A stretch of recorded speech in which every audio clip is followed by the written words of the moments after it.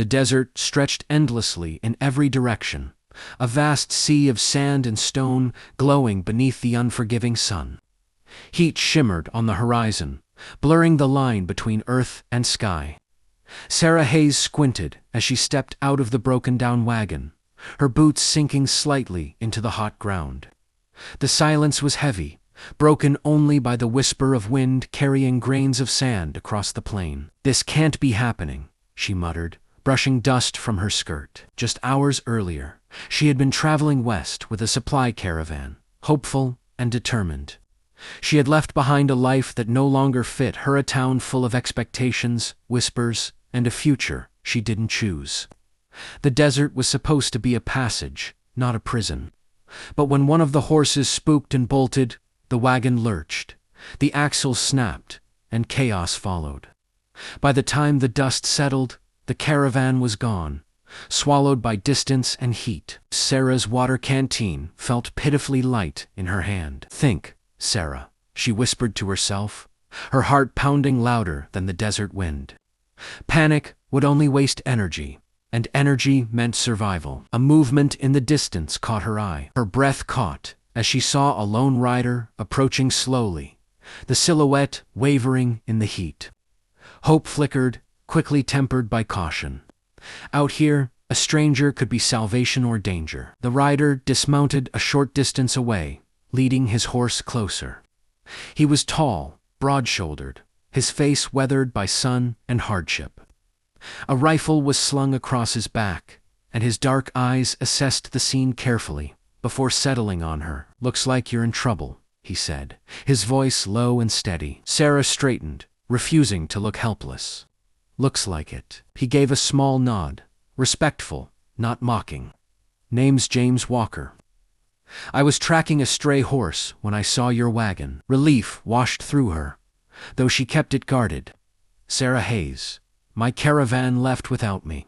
The axle snapped. James crouched beside the wagon, inspecting the damage. He pressed on the broken wood, then shook his head. "This won't be fixed without tools. And even then, it'd take time you don't have." Her stomach tightened. "How far is the nearest town?" 2 days' ride, he said, honestly. "Maybe more in this heat." Sarah swallowed hard. "I don't have 2 days of water." James stood and met her gaze. For a moment, he said nothing, as if weighing a choice. Finally, he reached into his saddlebag and pulled out a canteen, offering it to her. "Drink. Small sips." She hesitated only a second before taking it. The water was warm, but it was life. "Thank you. We'll have to travel together," he said. "It's the only way either of us makes it." "Either of us." I caught her attention. "You." "I was planning to head back at dawn," he replied. "But I won't leave you out here." Something in his tone, firm, unwavering, made her chest tighten. She nodded. "Then we rely on each other." They gathered what supplies they could from the broken wagon as the sun began its slow descent. The desert shifted colors, gold melting into amber and crimson.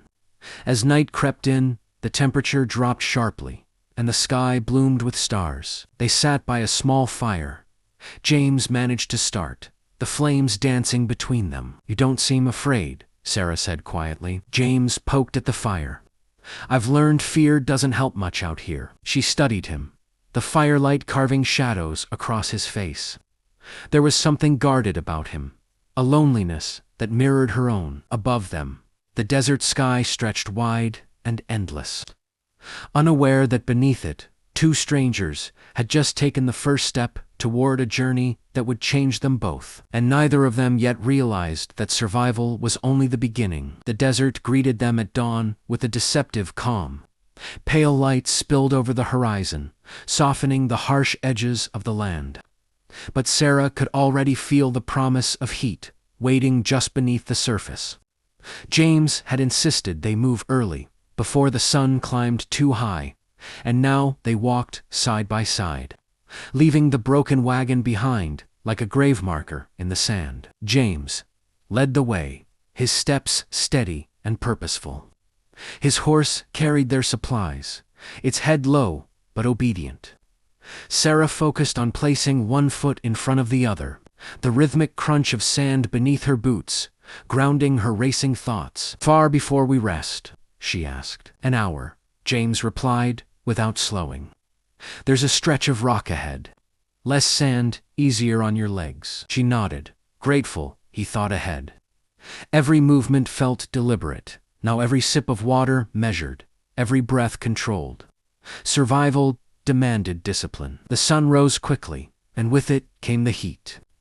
Sweat trickled down Sarah's back, soaking into her clothes. Her throat grew dry, despite the careful sips she took from the canteen. The desert no longer seemed silent. It hummed, alive with unseen dangers. "You've done this before?" she said after a while. James glanced at her.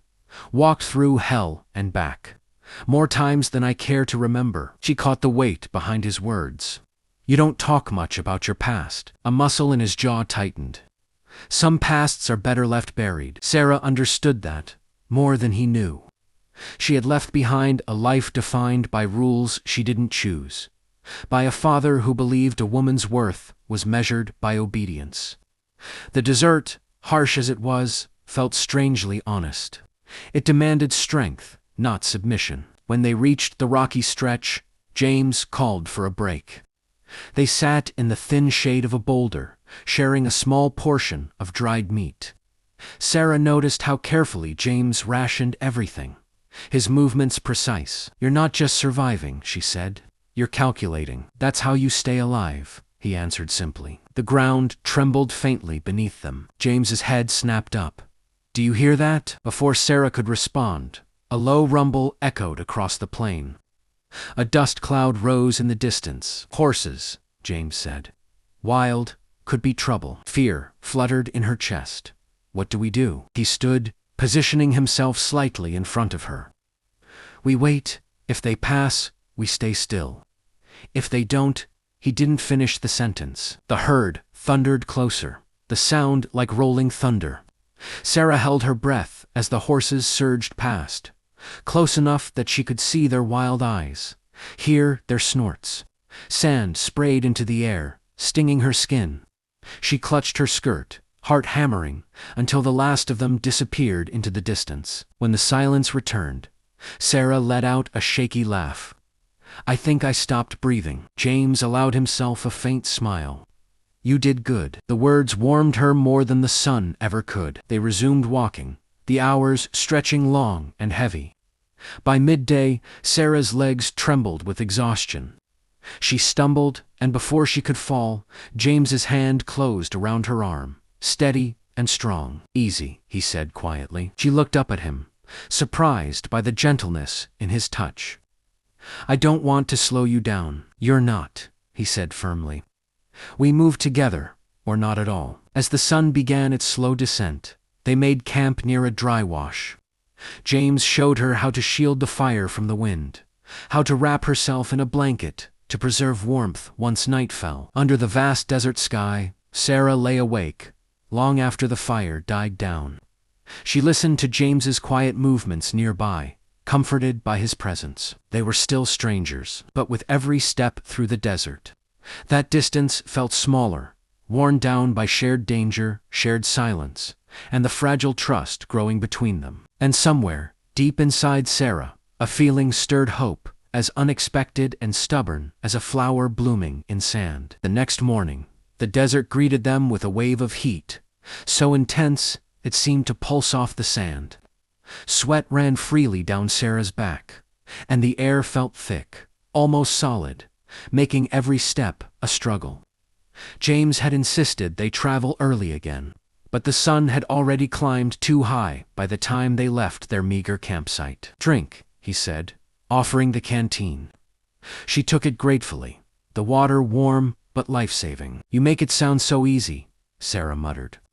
"Just walk through hell and back." James glanced at her, eyes sharp. "It's not easy. You just don't stop." The desert tested them relentlessly. Shifting dunes forced them to climb higher and higher, each step sinking into sand that seemed determined to swallow them whole. The wind whipped dust into their eyes, and Sarah's throat burned with thirst. At one point, she stumbled, nearly losing her footing on the crest of a dune. James's hand shot out, steadying her with surprising strength. "You've got to pace yourself," he said. "This isn't a race." "I know," she gasped, "but I can't help feeling trapped." Trapped. His brow furrowed. "By the desert. By everything," she admitted. "I left one life for freedom, but I feel like this is worse." James was quiet for a moment, then nodded. "Freedom doesn't come easy. You earn it with every step." The words stayed with her as they pressed on. Hours passed like minutes, the sun rising higher, baking the sand beneath their boots. Then, without warning, a sudden storm swept across the dunes. Winds howled like a chorus of spirits, tossing sand into the air. The sky turned a bruised gray, and visibility dropped to mere feet. James grabbed Sarah's arm. "Stay close." Together, they huddled behind a rocky outcrop, shielding their faces from the biting grit. The storm seemed endless, pounding at them with relentless fury. Every second was a battle against the elements. Sarah's hands ached, her lungs burned, and she felt the sharp sting of fear. "I can't," she began, but James cut her off. "Yes, you can," he said firmly, his eyes locking onto hers. "You're stronger than you know." The words ignited something within her. She clenched her jaw, forced her legs to move when the storm subsided enough to take the first cautious steps. By nightfall, they were exhausted, dehydrated, and coated in a fine layer of desert dust. But they had survived. They made camp in a small canyon, protected from the wind. James lit a fire, small but bright, and shared what little food remained. Sarah sat close, shivering from both fatigue and the sudden chill of the desert night. "You always keep yourself together," she said quietly. "How?" James shook his head. "You don't. You just focus. Keep moving. Keep surviving." Her gaze softened. She realized as she watched him carefully measure their rations, that his strength wasn't just in his body, was in his mind, in his will to survive. And somehow she felt safer than she had in years. For the first time since she'd arrived in the desert, Sarah allowed herself to hope not just for survival, but for connection. The bond forming between them was subtle, like footprints in sand, easily overlooked but undeniable. Above them, stars pierced the dark desert sky, brilliant and cold. The vastness was humbling, yet comforting. They were two strangers in a harsh world, but they were no longer alone. Tomorrow would bring more trials, hotter days, colder nights. But Sarah felt something she hadn't expected: courage. Not just the courage to survive, but the courage to trust someone, and perhaps even the courage to love. The desert dawn arrived in shades of pink and gold, casting long shadows over the dunes. Sarah woke to the gentle sound of James stirring beside the fire. She had slept fitfully, dreams filled with swirling sand and the oppressive heat. Yet the presence of another human made the endless expanse seem less terrifying. "You awake?" James asked, his voice quiet but steady. Sarah nodded, stretching and rubbing her arms. "Barely." "Good," he said. "We've got a long day ahead." They set off quickly, moving along a narrow canyon path that offered some relief from the sun's relentless glare. The silence between them was comfortable, broken only by the crunch of sand and the occasional bird overhead. Sarah began to notice the small things about James, the careful way he adjusted the horse's load, the way he shaded his eyes when scanning the horizon, the subtle gestures that spoke of years surviving a harsh world. "You've seen a lot out here, haven't you?" she asked eventually. James chuckled softly. "Enough to know the desert doesn't forgive mistakes, and to know who can handle it." Sarah met his gaze, feeling a strange warmth. "And who can handle me?" He didn't answer immediately, only offered a small, almost imperceptible smile. It was enough to make her heart race, but she looked away, embarrassed. By midday, the sun was relentless. Sweat soaked her clothes, and her throat felt as if it were on fire. James noticed her slowing pace and came alongside her. "Drink," he said, handing over the canteen, "and lean on me if you need to." not just for the water. She laughed softly, shaking her head. I'm not a child. No, he admitted. But sometimes even the strongest need a hand. They continued in silence, the air thick with unspoken understanding.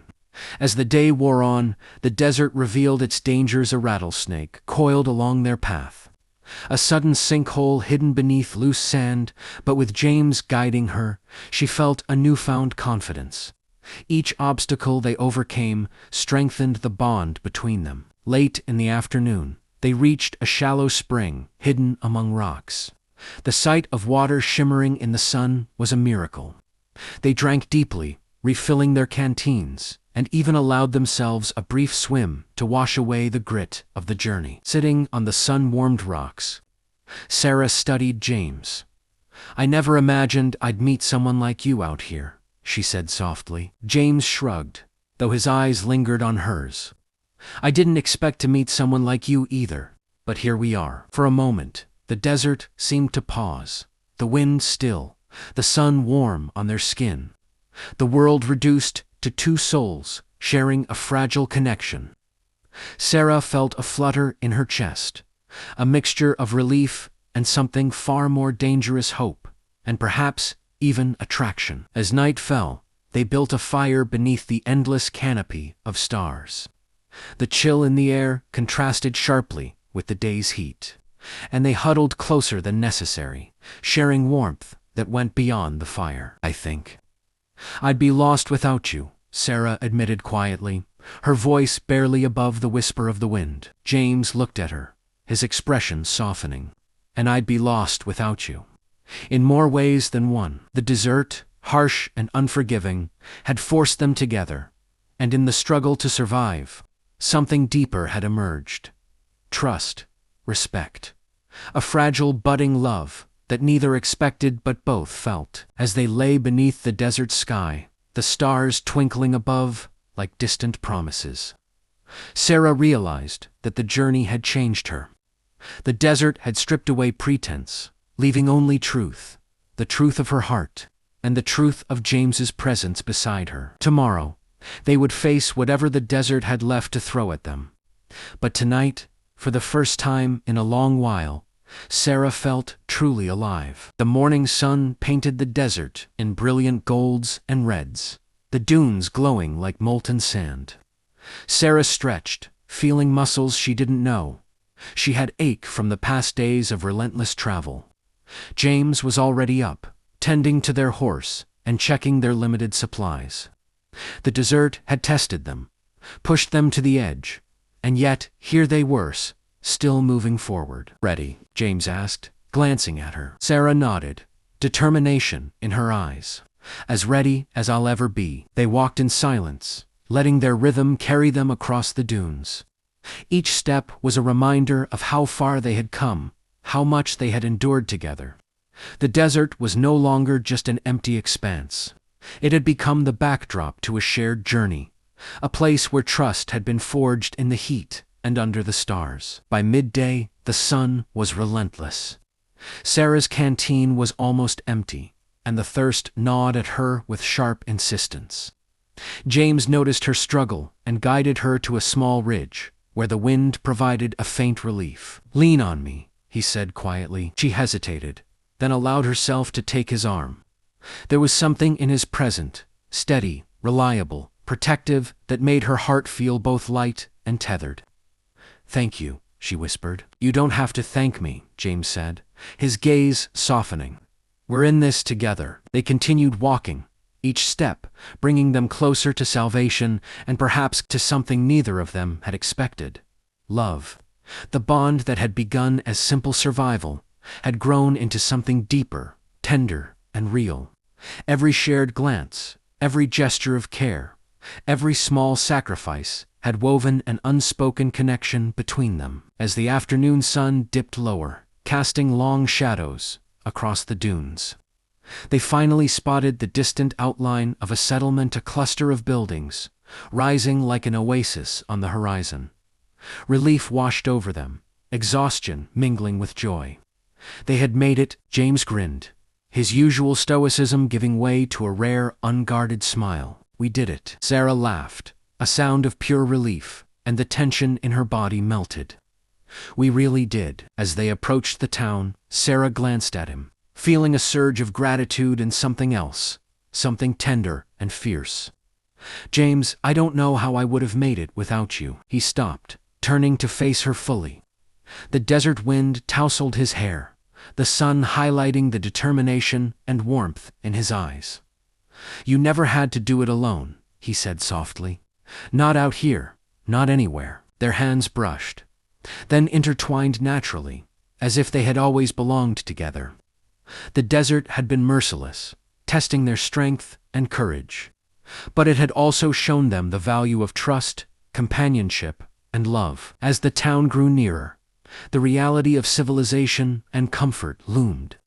But for Sarah and James, the desert would always remain a sacred place, a place where two strangers had found each other, survived together, and discovered love beneath the vast, relentless sky. They walked on, side by side, ready to face whatever came next, hearts forever changed by the trials of the desert.